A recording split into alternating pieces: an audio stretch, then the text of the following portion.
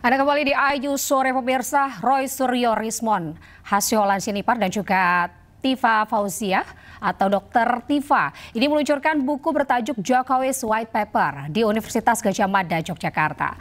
Pemirsa, peluncuran buku ini nyaris batal karena pihak manajemen gedung UC Universitas Gadjah Mada, Yogyakarta mendadak membatalkan penyewaan ruang.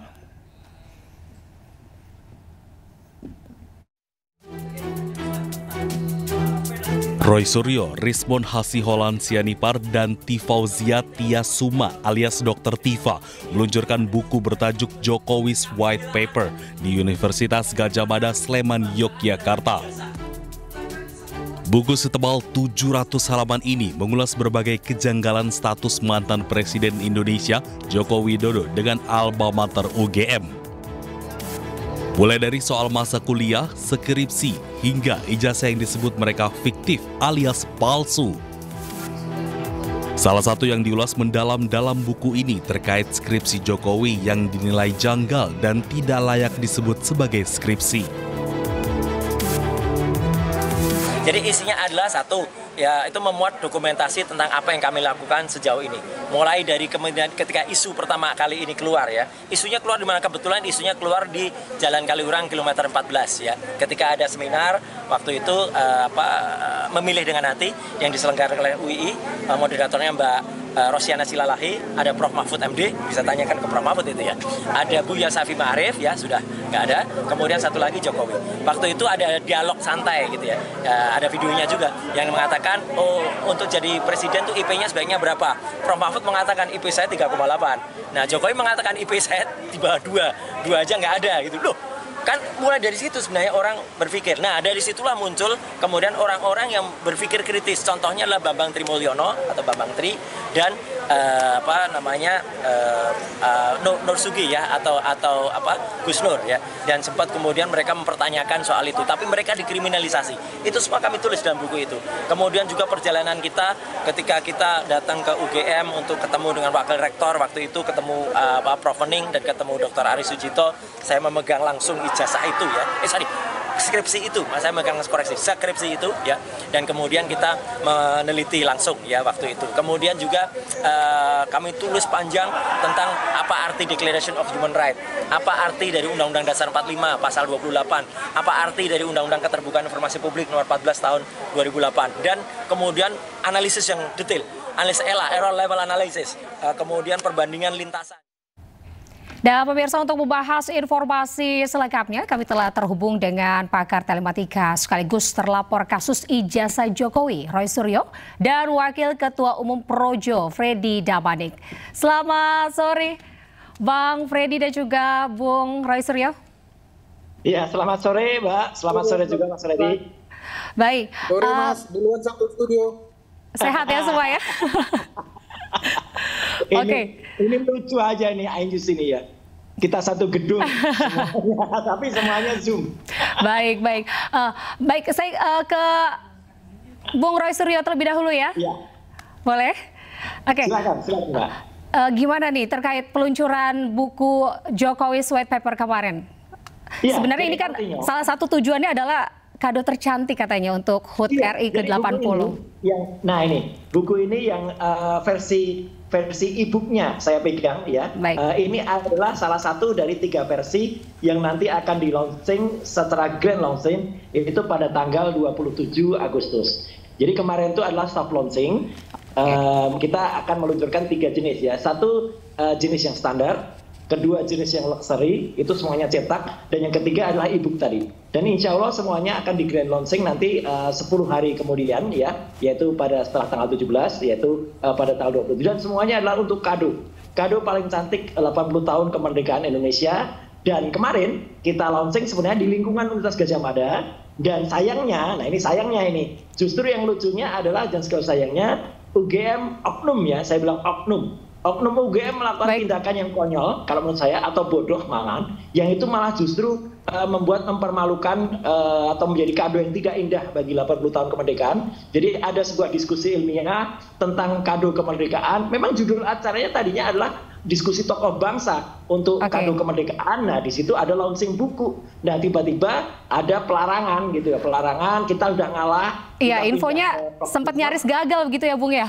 Oh iya, karena penyewaannya dibatalkan. Itu seperti apa? Dan padahal kita sudah, artinya hari Minggu itu kami sudah melakukan DP, down payment 1 juta dan sudah diterima, ada tanda terimanya. Dan kemudian tiba-tiba mendadak Minggu malam tuh konon Yus itu didatangi, disatroni oleh oknum. Saya bilang juga oknum, oknum petugas kepolisian. Dan kemudian pada hari Senin dibatalkan sepihak dengan WA. Tapi kami kemudian menyelenggarakan acara itu di coffee shop. Dan tokoh-tokoh bangsa yang hadir banyak ya. Ada Jenderal Tresno Sudarto, ada Mas Refli Harun, ada Pak Said Didu, ada kami bertiga yang akhirnya kami melakukan soft launching buku itu. Jadi tidak ada yang salah dengan acara itu sebenarnya. Yang salah adalah oknum dari UGM yang rupanya sangat-sangat katrok gitu ya, katrok atau kemudian sangat-sangat kudet ya. Persis sama dengan pelarangan acara 80 tahun Bang Asadi Siregar, yaitu penulis novel Cintaku di Kamus Biru dan penulis novel Menolak Ayah, yang kemudian ketika acara itu mau diselenggarakan dengan judul Kampus Biru Menolak Ayah, itu dibatalkan juga. Jadi ini UGM ini akhir-akhir ini kok tidak membuat pikiran demokratis, tidak membuat pikiran terbuka, padahal harusnya kan kita terbuka. Itu Mbak, jadi komentar saya. Saya beralih ke Bang Freddy, gimana tanggapan Anda Bang terkait dengan peluncuran buku ini dan isinya? Bang Freddy? Oke. Ya, itu jelas hak. Ya, dengar? Halo? Ya, silakan Mas. Dengar. Ya, itu jelas memang hak Mas Roy dan kawan-kawan lah ya. Tapi seperti yang sudah kita dengar dari baik Mas Roy, dari Bang Rismon, saya rasa itu hanya berupa kompilasi ya, kompilasi yang selama ini telah mereka sampaikan di publik, di media-media, melalui akun-akun YouTube mereka maupun yang akun-akun YouTube lain kan begitu. Jadi sebetulnya nggak ada hal yang baru di situ, hanya mereka saya lihat ya mencoba ya melakukan pembenaran ya, mencoba melakukan pembenaran. Dugaan saya tujuannya tentu untuk ya ini karena sedang proses hukum di Polda Metro Jaya, mungkin mereka mencoba meyakinkan publik, membangun narasi, mencoba meyakinkan penyidik bahwa yang mereka lakukan adalah proses akademik, proses penelitian. Saya rasa konteksnya itu menurut saya penerbitan atau launching buku itu demikian Mbak Susan.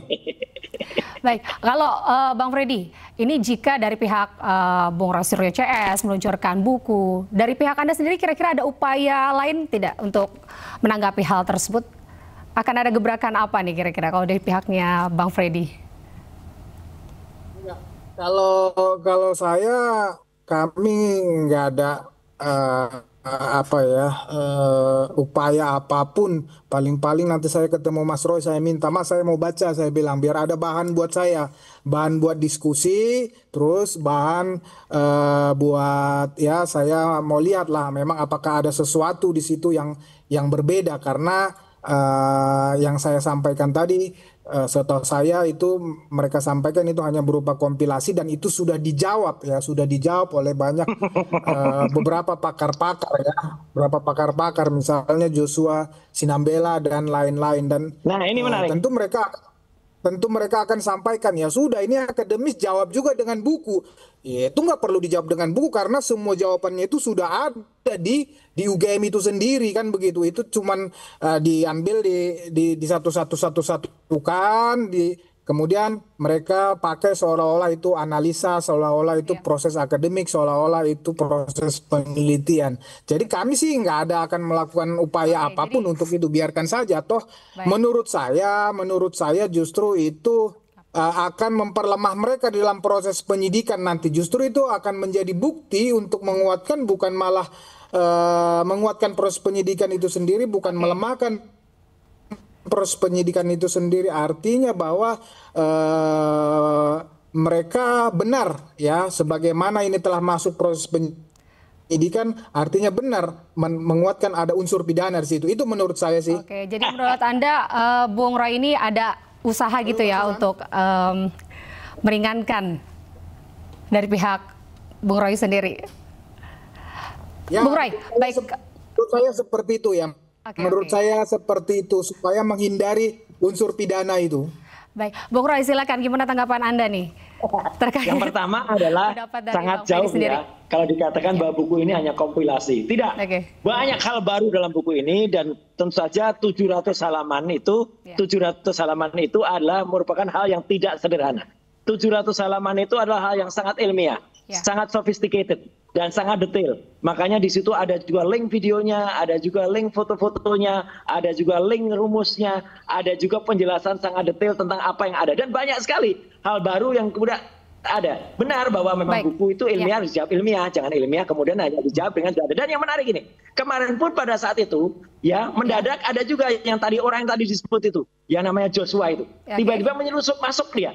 Masuk tapi malu sendiri dia. Karena di dalam dia nggak ngerti apa-apa, kemudian dia juga nggak bisa ngomong apa-apa, kemudian dia ya hanya mendengarkan aja di dalam gitu loh. Jadi dia sudah mendengarkan. Dan artinya begini, apa yang kami lakukan kemarin itu benar-benar kado yang sangat cantik itu 80 tahun Indonesia Merdeka.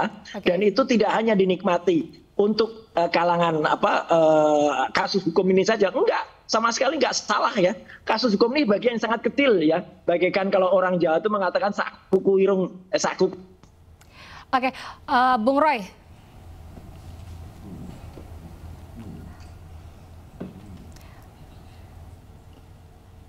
Ya, Bung Roy.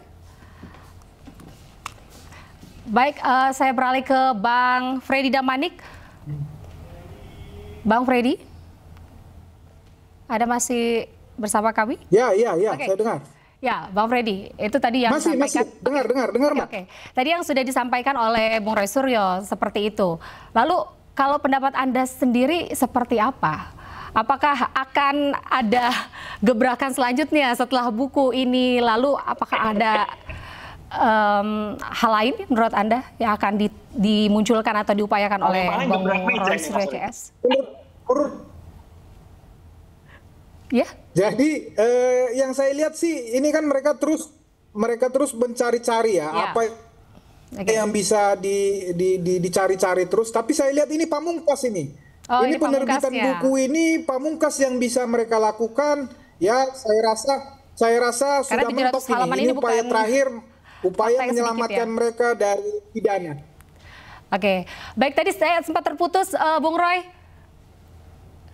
Jika kemarin itu kan soft launching mohon maaf, tadi ada tidak masalah. Jadi ini bukan mentok ya, sama sekali ini baru awal. Ini buku pertama loh dari serangkaian buku-buku yang nanti akan kami terbitkan. Jadi kami itu mau ada tuntutan itu tetap akan menerbitkan serial buku-buku ilmiah dan detail soal ijazah palsu misalnya yang dilakukan oleh tokoh-tokoh ini. Dan mungkin bukan hanya Jokowi ya, nanti orang yang berijazah palsu lainnya. Ya, yang malah bahkan mungkin nanti ijazahnya itu katanya dari Bradford ya, kemudian katanya dari UTS, University Technology Sydney, pada itu dan SMK, itu pun akan kita gebrak gitu, Mbak. Oke. Bung Roy, jika kemarin ini kan soft launching nih, infonya akan ada grand launching, rencananya kapan Bung Roy? Ya.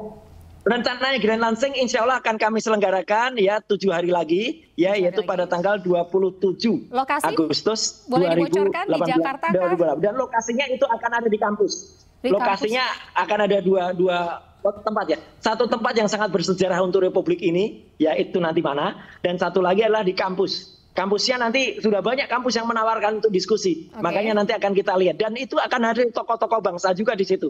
Jadi seperti kemarin launching itu dihadiri oleh Pak Tesna Sudarto, dihadiri oleh Pak Refli Harun, dihadiri oleh Pak Said Didu. Itu adalah memang diskusi tokoh bangsa diselenggarakan di Universitas Gadjah Mada. Kok tiba-tiba malah di hal yang ada oknum ya, sekali lagi oknum UGM yang kemudian malah melakukan tindakan yang sangat tidak menguntungkan bagi citra UGM. Saya malu, Mbak, gitu terhadap oknum ini yang kemudian melarang kami dan malah justru memperburuk citra UGM dan bahkan mengundang orang untuk semakin percaya memang berarti ijazahnya Jokowi bermasalah. Ya, karena mendadak sekali begitu ya tiba-tiba.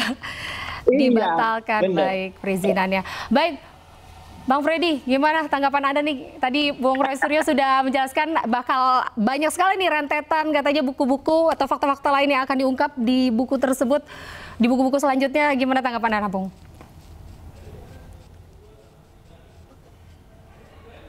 Ya, sekali lagi itu hak mereka ya, hak mereka melakukan itu, tetapi sekali lagi ya saya tidak percaya dengan orang-orang ini. Sekali lagi saya sampaikan, ini hanya dilakukan untuk mencoba melakukan pembenaran, untuk menghindari upaya hukum, khususnya konteksnya unsur pidana, ya unsur pidana di dalam proses hukum yang sedang berjalan di Polda Metro Jaya. Mereka mau membangun narasi pembenaran bahwa yang mereka lakukan ini adalah proses akademik ataupun proses penelitian. Jadi saya nggak percaya bahwa mereka juga akan teliti-teliti ijazah-ijazah lain. Paling-paling seperti yang udah sering mereka sampaikan, mereka kutik-kutik ijazah Gibran.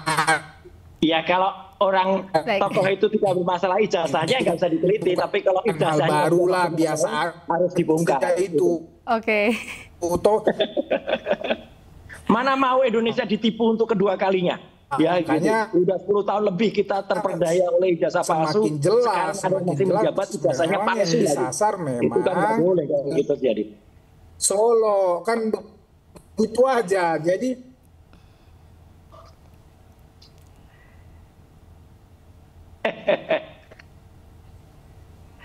Oke, baik. Baik, terima kasih. Oke. Baik, terima kasih atas waktunya. Jadi memang pokoknya kata kuncinya kejujuran dan kenegaraan. Jadi orang nggak jujur. Targetnya memang Solo. Oke, jadi ada kekeh dengan ini ya. Pendirian masing-masing. Silahkan aja. Oke, kita doakan sama-sama yang terbaik untuk Indonesia. Gimana? Iya. Ya, itu hukum. Ada hukum yang membatasi senjatanya cuma ini apa hukum. Ya, kalau hukum itu jujur, ya semua orang akan tercerahkan dan merdeka. Merdeka 80 tahun kemerdekaan Indonesia. Kita tunggu ya Bang Freddy dan juga Bung Roy Suryo. Terima kasih atas waktunya. Selamat sore, salam sehat selalu.